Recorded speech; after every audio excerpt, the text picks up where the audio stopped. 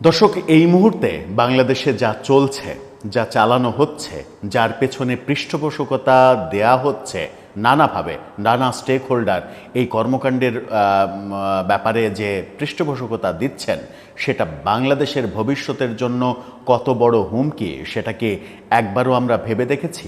বলছি, ইস্যুটা হচ্ছে সেনাবাহিনী। সেনাবাহিনীর আপনার অভিযোগ থাকতে পারে সেনা প্রধানের বিরুদ্ধে, আপনার অভিযোগ থাকতে পারে নির্দিষ্ট কিছু সেনা অফিসারের বিরুদ্ধে। সেটা অভিযোগ, যতক্ষণ পর্যন্ত আপনি সেই অভিযোগটা আদালতে বিচারের মাধ্যমে প্রমাণ করতে না পারছেন, ততক্ষণ পর্যন্ত কিন্তু আপনি অভিযোগই করছেন। তারা অভিযুক্ত, অর্থাৎ তারা অপরাধী না। অভিযুক্ত আর অপরাধী এই ব্যাপার, এই দুটোর মধ্যে যে রাত আর দিনের পার্থক্য, সেটা বোধহয় আমরা ভুলে গেছি।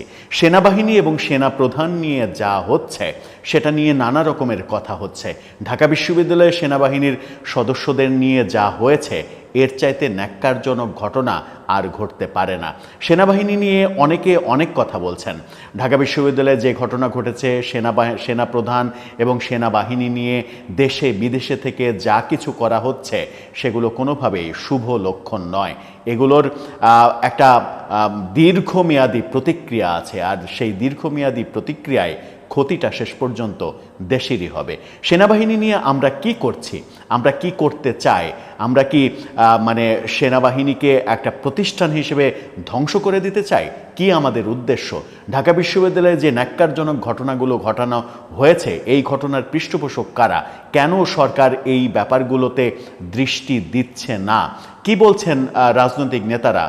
বিএনপি নেত্রী রুমিন ফারহানা বেশ কিছু চমকপ্রদ মন্তব্য করেছেন। সাংবাদিক আনিস আলমগীরও বেশ কিছু চমকপ্রদ মন্তব্য করেছেন সেনাবাহিনী সম্পর্কে। তাদের ভাষ্য, ঢাকা বিশ্ববিদ্যালয়ে হওয়া কর্মকাণ্ড এবং সেনাবাহিনীর সার্বিক যে পরিস্থিতি, সেগুলো নিয়ে বোঝার চেষ্টা করব যে সেনাবাহিনী গত বছর জুলাই আগস্ট আন্দোলনে কি ভূমিকায় ছিল, আজকে তাদেরকে সেই সেনাবাহিনীকে আজকে জুলাই আন্দোলনের স্টেক হোল্ডাররা কিভাবে আখ্যা দিচ্ছে, সেই আখ্যা দেওয়ার কারণটা কি? কথায় কথায় কেন ভারতের দালালি করা কিংবা রয়ের দালালি করা, এই প্রসঙ্গটা আসছে, সেটা সেনাবাহিনী হোক কিংবা রাজনৈতিক ব্যক্তি হোক কিংবা সাংবাদিক হোক। একটু বোঝার চেষ্টা করবো এই ভিডিওতে। থাকবেন পলিটিক্স টিভির নিয়মিত আয়োজনে।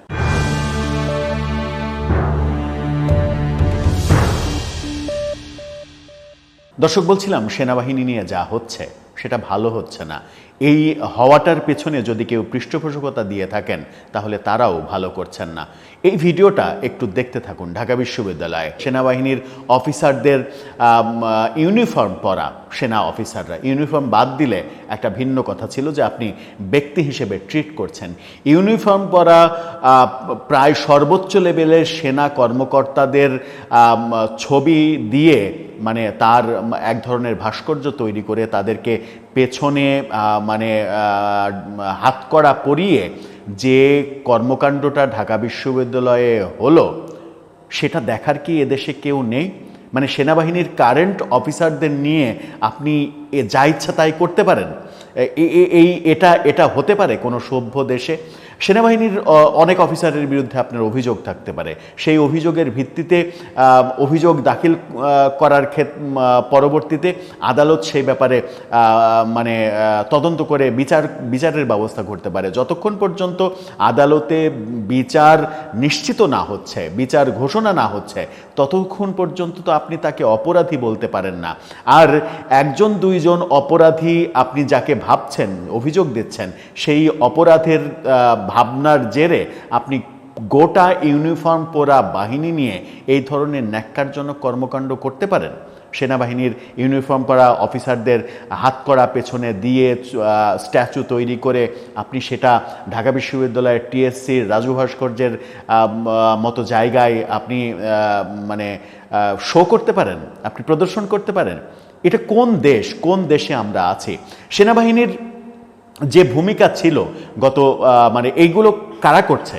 এগুলো তো জুলাই আন্দোলনের পক্ষের লোকজনই করছে। নানাভাবে জুলাই আন্দোলনের পক্ষে যারা জনমত তৈরি করেছে তারাই সেনাবাহিনীর বিরুদ্ধে বিষোদ্গার করছে।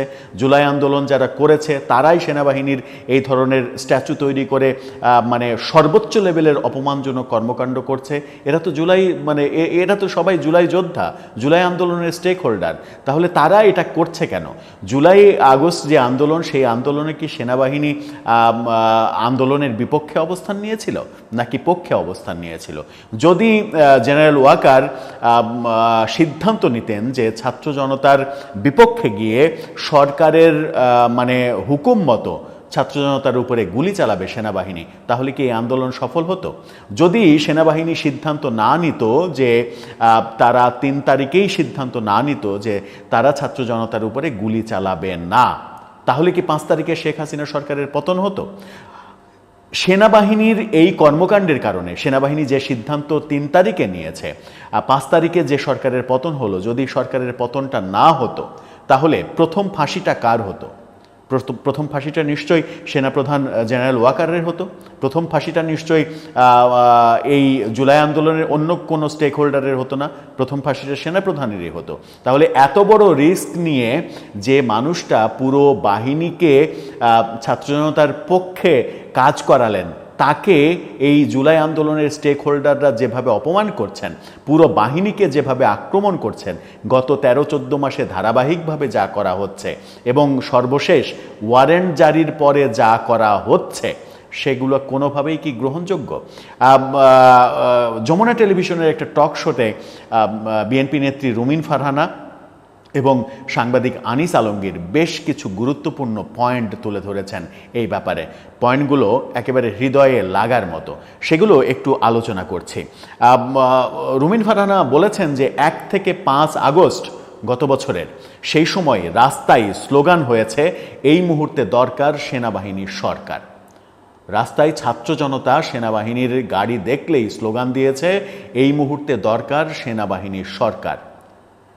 সেই মুহূর্তে যদি 5 তারিখে শেখ হাসিনা সরকার পতনের পরে সেনাবাহিনী যদি ক্ষমতা নিত, সেনাবাহিনী যদি মার্শাল্লা জারি করত, তাহলে কি জনগণ তার বিরুদ্ধে অবস্থান নিত নাকি জনগণ স্বাগত জানাতো? জনগণ স্বাগত জানাতো, কারণ জনগণেরই প্রত্যাশা ছিল যে এই মুহূর্তে সেনাবাহিনী সরকার দরকার। কিন্তু সেটা না করে একজন জেনারেল ক্ষমতা না নিয়ে তিনি গণতান্ত্রিক পথ খোঁজার একটা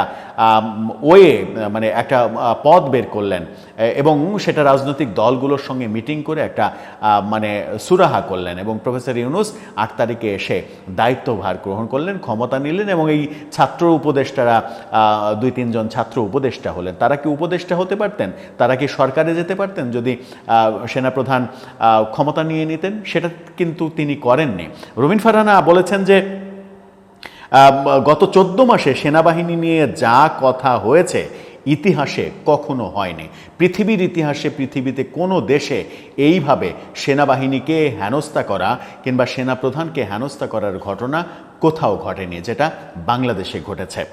জুলাই আন্দোলন ব্যর্থ হলে তিনিও বলেছেন যে জুলাই আন্দোলন যদি ব্যর্থ হতো তাহলে সবার প্রথমে ফাঁসি হতো সেনাপ্রধান জেনারেল ওয়াকারের। কিন্তু সেই রিস্ক নিয়েও তিনি সিদ্ধান্ত নিয়েছিলেন ছাত্র জনতার পক্ষে অবস্থান নেবেন, সরকারের কমান্ড ফলো করেননি, ছাত্র জনতার উপরে গুলি চালাননি। তাহলে সেটা কি তার ভুল ছিল? সেটা তিনি ভুল করেছিলেন? আজকে এই প্রেক্ষাপটে এসে তো মনে হচ্ছে যে সেটা তিনি ভুলই করেছিলেন। জুলাই আন্দোলনের লোকজন যদি এখন সেনাবাহিনী সেনাপ্রধানের বিরুদ্ধে এই রকম কর্মকাণ্ড করে, তাহলে তো বলতেই হবে যে তার অবস্থানটা ভুল ছিল, তিনি ভুল সিদ্ধান্ত নিয়েছেন, তিনি তখন সেনা শাসন জারি করলেই ভালো ছিল। তিনি বলেছেন যে সেনাবাহিনী যদি সেদিন গুলি চালাতো তাহলে কি হতো। শেখ হাসিনা তিনি এও বলেছেন যে শেখ হাসিনা সেদিন গণভবনে যদি মারা পড়তেন, শেখ হাসিনা গণভবনে থাকলেন, গণভবনে জনতার রোষানলে মারা পড়লেন শেখ হাসিনা এবং শেখ রেহানা গণভবনে মারা পড়লেন, তাহলে কি হতো? তাহলে মানে এই যে জুলাই আন্দোলনের ক্রেডিটটা আন্দোলনকারীদের কাছে কি ক্রেডিটটা থাকতো, নাকি ফুল সিম্প্যাথি আওয়ামী লীগের দিকে চলে যেত? আওয়ামী লীগ তখন সেটাকে নিয়ে সারা পৃথিবীতে একটা সিম্প্যাথি ক্রিয়েট করতে পারত যে এই শেখ হাসিনা এবং শেখ রেহানাকে এত নৃশংসভাবে তারা হত্যা করেছে, খুন করেছে। এটা কোনোভাবেই আন্দোলন হতে পারে না, এটা সহিংস জঙ্গিদের কর্মকাণ্ড। রুমিন ফারহানা একেবারে স্পষ্ট করে এটা বলেছেন। সেই ঘটনা যিনি ঘটতে দেননি, অর্থাৎ মানে গণভবনে শেখ হাসিনা থাকলে যে ঘটনা ঘটতো এবং তার জন্য লাভবান হতো আওয়ামী লীগ, সেই ঘটনাও সেনাপ্রধান ঘটতে দেননি। তিনি কৌশলে শেখ হাসিনাকে সরিয়ে দিয়েছেন। সেই ঘটনাও যিনি ঘটালেন তার বিরুদ্ধে আজকে যেটা হচ্ছে সেটা কোনোভাবে গ্রহণযোগ্য নয়।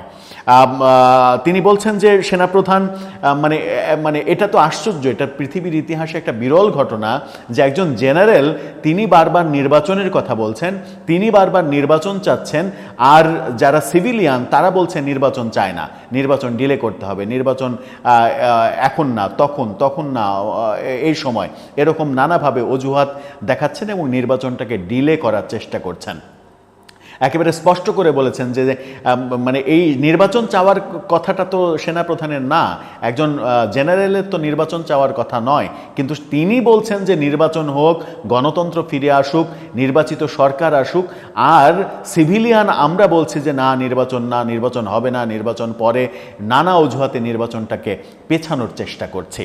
এবং নির্বাচনের পক্ষে জেনারেল ওয়াকার অবস্থান নিয়েছিলেন বলেই এই সেনাপ্রধানের বিরুদ্ধে আজকে এত বেশি বিষোদ্গার, এবং সেনাপ্রধানের বিরুদ্ধে বিষোদ্গার করতে গিয়ে পুরো সেনাবাহিনীকে একেবারে মানে তার মান সম্মান মাটিতে নামিয়ে আনার ব্যবস্থা করা হচ্ছে, শুধুমাত্র নির্বাচন চেয়েছিলেন বলে। কারণ একটা বিশেষ গোষ্ঠী তৈরি হয়েছে, তারা চায় না বাংলাদেশে নির্বাচন হোক, তারা চায় অন্যভাবে ক্ষমতার মসনদটাকে ব্যবহার করতে। এবং তিনি ভয়াবহ ব্যাপার যেটা বলছেন যে এই যে কর্মকাণ্ড সেনাবাহিনীর বিরুদ্ধে, সেনাপ্রধানের বিরুদ্ধে যে কর্মকাণ্ডগুলো হচ্ছে, এগুলো সব প্রফেসর ইউনূস নিজে করাচ্ছেন। রুমিন ফারহানা সেই অভিযোগ করেছেন যে তিনি এবং এই সরকার থেকে এটা করানো হচ্ছে। সরকার থেকে যদি এটা করানো না হতো তাহলে এই কর্মকাণ্ডগুলো অনেক আগেই থামিয়ে দেয়া হতো।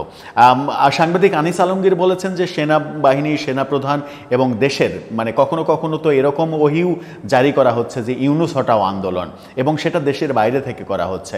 তিনি বলছেন যে এই ব্যাপারে সরকার নির্বিকার, সরকার কিছুই করছে না। সরকারের প্রধানকেও যখন সরিয়ে ফেলার কথা বলছে তারা, তখন তাদের বিরুদ্ধে কোনো কিছু করা হচ্ছে না।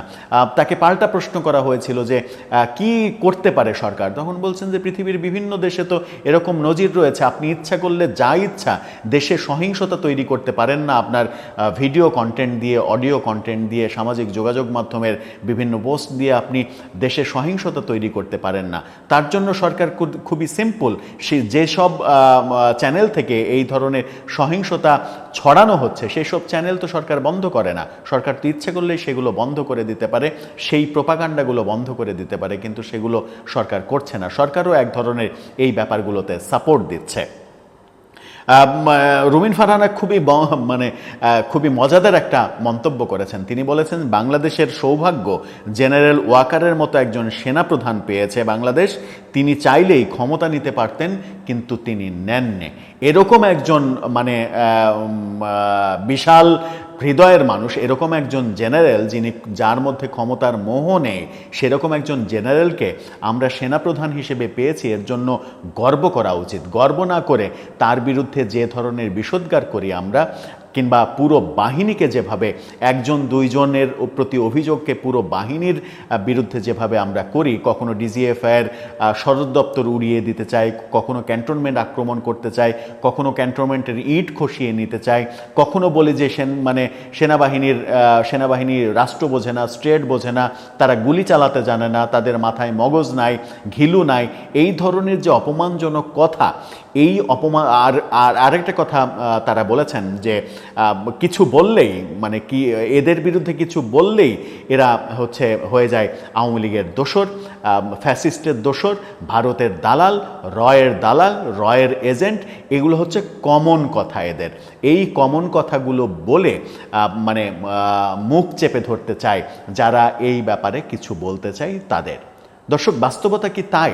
বাস্তবতা কি সেদিকেই এগোচ্ছে? আমরা আমাদের দেশে আমাদের গর্বের সেনা বাহিনী নিয়ে যে কর্মকাণ্ডগুলো করছি, তাতে কি সেনাবাহিনীর মানে মোরাল জায়গাটা ভেঙে পড়ছে না? সেনাবাহিনী তার নৈতিক জায়গাটা কিংবা আত্মবিশ্বাসের জায়গাটাকে তারা হারিয়ে ফেলছে না?